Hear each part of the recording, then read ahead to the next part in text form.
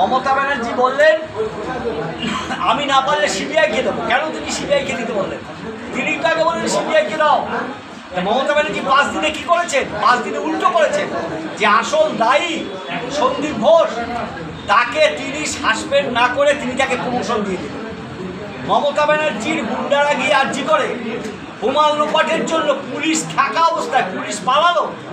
Police শেষ পর্যন্ত নার্সদের ড্রেস পরে পুলিশ পালালো, হসপিটালের বেডে ঢুকে গেল কম্বলের নিচে, রোগীদের কম্বলের নিচে, আর হাসপাতালটা ভাঙচুর করলো যাতে বোমাল লোপাট করা যায়। তাহলে মমতা ব্যানার্জির এই অধিকার আছে বলার?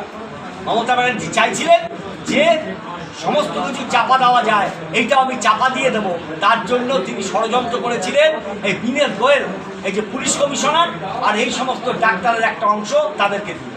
এই ভাঙড়ে আপনারা যখন ঘটকপুকুরে মিছিল করছেন, অন্যদিকে 91 বাস স্ট্যান্ড থেকে সোনপুর পর্যন্ত শওকত মোল্লাও মিছিল করছে এই জাস্টিসের। ওরাও মিছিল করছে, করবে, ওরাও মিছিল করছে। আমিও দেখেছি ম্লান মুখ নিয়ে লোক যাচ্ছে, কারণ ওদের মিছিলে না গেলে 100 দিনের কাজ বন্ধ হয়ে যাবে, লক্ষ্মীর ভাণ্ডার বন্ধ হয়ে যাবে, যেতে হবে।